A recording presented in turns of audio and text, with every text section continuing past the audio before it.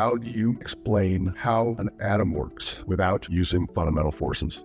What we're doing now in engineering across all sorts of disciplines is to really push the boundaries of physics, smaller and smaller, more granular and more granular. One of the things that could happen if this sort of remove the box thing happens is that some of the things that I would look at from an engineer would actually be fundamentally different. The challenge was, how do you explain how an atom works without using fundamental forces? We know every atom in the universe does work. We know that for a fact. That's something we can actually test and watch. Where does the energy come from that allows that to happen? And the thought experiment is so simple. It comes down to this. It is simple. If you have theorized an energy source, there is one possible answer, and that is it has to come from vacuum space. We have to reestablish an ether.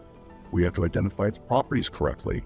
It has energy-based properties, and the energy interacts with matter.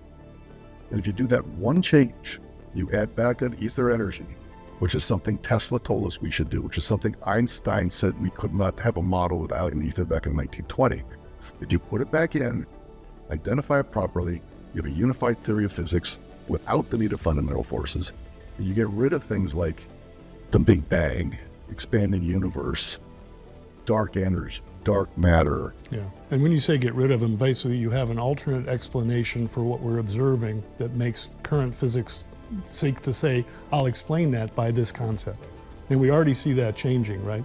I mean, the latest telescopes are showing that maybe there's conflicting data, right, that says, hey, this isn't necessarily happening the way we thought it was. And you read that kind of press all the time. Join the conversation at beyondeinstein.org.